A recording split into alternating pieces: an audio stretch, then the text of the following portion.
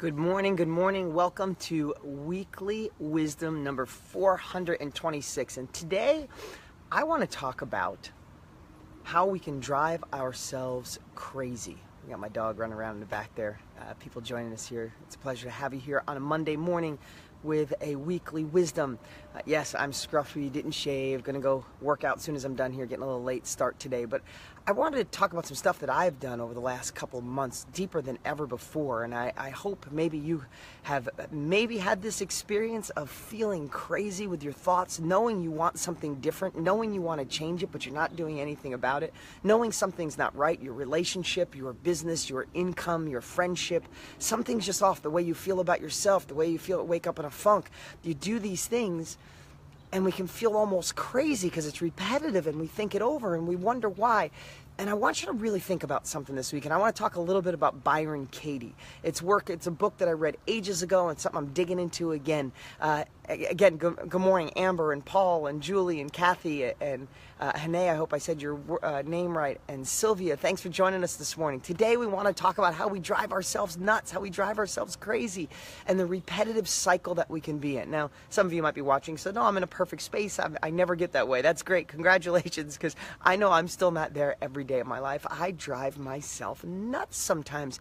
And what we do is we forget, hey, if you're liking this message today, please share it right now. Please send the likes. I'll read every single comment. I appreciate the shares to get this message out, because I've been doing these, for 426 weeks, and it's my job to serve. It's my goal to serve. It's my job today. If I can give you one thing, throw the rest away. If you take one thing I share today and implement it into your life, one thing that can change the direction, change the way you feel, then I did my job, and it's worth spending the time here with you this morning.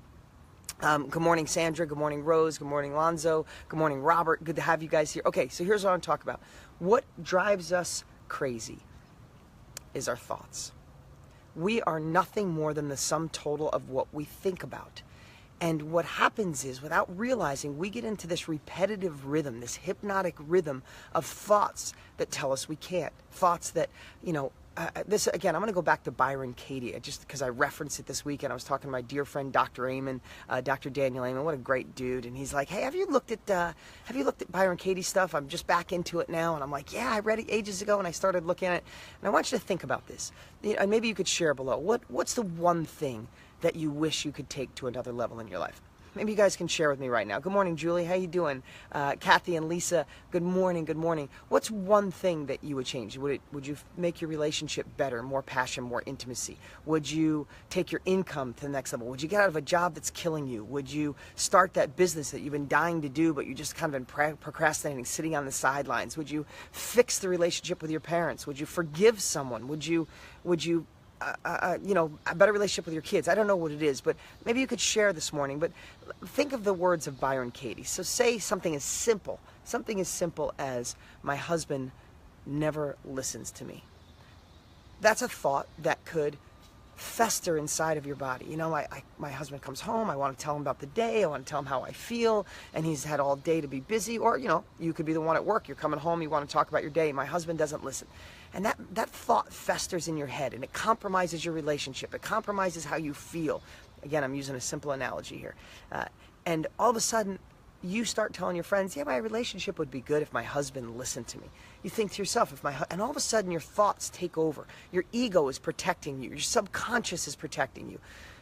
And what happens, in Byron Katie's words, and I'm going to use hers, is that compromises things in your life. That compromises who you are. Thank you for the likes and the shares. I appreciate it, guys. I'm reading every one of them. I'll read every one of the comments, and I appreciate the shares to get this message out to the world. What Byron says, and I want you to do this with any thought that you have. Anything. When I talked about you want to make more money, you want to go to another level, start business, get in shape, fix your relationship, find more intimacy, start doing these 5 questions from Byron Katie.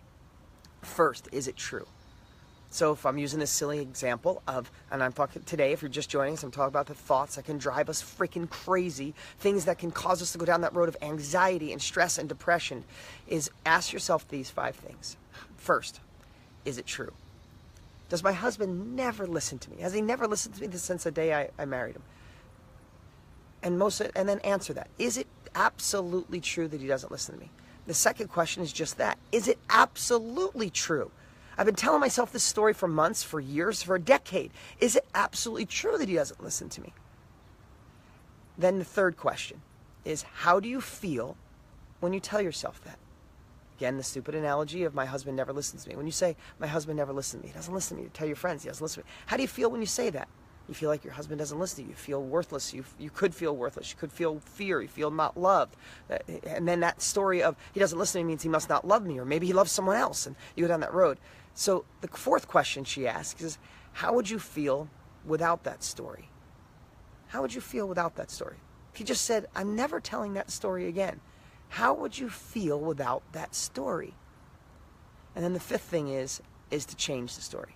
Now, if you read Millionaire Success Habits, you know I have a similar process, but we're talking about Byron Katie today because she's great at what she does. What if the last one, the fifth one, is you change, you know what? My husband does listen to me. My husband has listened before. Maybe not as great now, but he has listened to me. And what if I did some things where I listened to him more? Now, again, I used a silly analogy today. Thank you so much, Cynthia and Susan and everybody here today. I appreciate all the comments and the shares and the likes going across. It's amazing. But I want you to think about that in your life. You know, we all have things going on. I might have my business kicking ass. I might have my relationships good. Or I might have my health good. Or I might have my relationship good with my friends, with my friends and my children. But there's always something off in our lives. There's always something not right. And that's okay. That's life. We're never the ideal, perfect us, perfect weight, perfect conversations, perfect intimacy, perfect passion, perfect parent, perfect grandparents, husband, wife, whatever it is, perfect income. All of it at once is almost impossible. So what we have to do is we have to keep ourselves in check on not letting our thoughts get us angst, give us anxiety, give us fear, give us worry, cripple us, keep us on the sidelines, keep us scared. Listen, again, you might be in the perfect space in your life right now, and that's great. These are tools to use when you're not there. These are tools to use when you're scared, when you're fearful, because our thoughts are so insane. When we can become the observer of those thoughts and say, that's a great thought, that one will stress me out, get rid of it. Or if a thought that's repetitive and going over your mind, ask the 5 questions of Byron Katie. You know, I'd start my own business, but if I do, you could go bankrupt and fail, and I'm too scared. Is that true? Is that absolutely true? How does that feel when you tell yourself that story? Who would you be without that story? And the 5th one is, how can you turn that around? Other people have been scared. Other people started with no money and they killed it. They went on to be billionaires and changed their lives, or whatever it is. Change the story, change your life. We know this. I just want to attack it in every way possible, because as much as I study it, as much as I obsess on it, as much as I'm a part of this, as much as I wrote multiple New York Times best-selling books on this, my thoughts can still screw with me. So for me to say it out loud to you, to remind you, if these weekly wisdoms are nothing more than reminder services to keep you engaged, to keep you realizing, holy crap, I've been in a funk for a month, for a year, for 10 years because of this dumb thought. Beat that thought up, prove it's wrong, and get yourself, replace it with a different thought, replace it with different feelings, and know that you're strong. If you're watching me right now, you've got through so many obstacles in your life. You've succeeded on so many incredible things. Look back and remind yourself of the things you've accomplished, not the things you haven't. We all have a tendency to look back on the things we failed. We're going to fail out. We obsess about the past. We worry about the future, when really, right now, right in this moment, I'll end with some words of Eckhart Tolle, when he said, when you're feeling that way, when you're feeling angst, when you're feeling worried, when you're feeling stressed, at the very moment, grab something, touch something, grab the seat you're in, grab the steering wheel of the car, and say, in this moment, do I have everything I need to feel good? In this moment, not tomorrow, not where I go when I'm driving, not yesterday, in this moment. And most every single time, the answer is yes, you have what you need right in front of you, right here in this moment. Hey guys, this is just, if you notice, if you've been with me for years, some of you have been watching my weekly wisdoms for 5, 6, 7, 8 years, you know I share what's on my heart. I share what I'm learning. I share what I'm going through, and I'm back, going through, cleaning out the cobwebs, cleaning out the old insecurities that are there since you were 6, 8, 10 years old. Sorry, the sun's coming up in my eyes here. I gotta get working out. It's getting a little late. So I encourage you to do that today. Ask the questions of Byron Katie. Go back and watch this 10 times if you have to. Remember the questions. Go grab her book. It's great. If you have stress, worry, there's one area of your life you're just blocked on, you can't make the money. Damn, you've been wanting to start that business, wanting to go to the next level. I'm not. I'm going to scoot over here. There we go. That's better.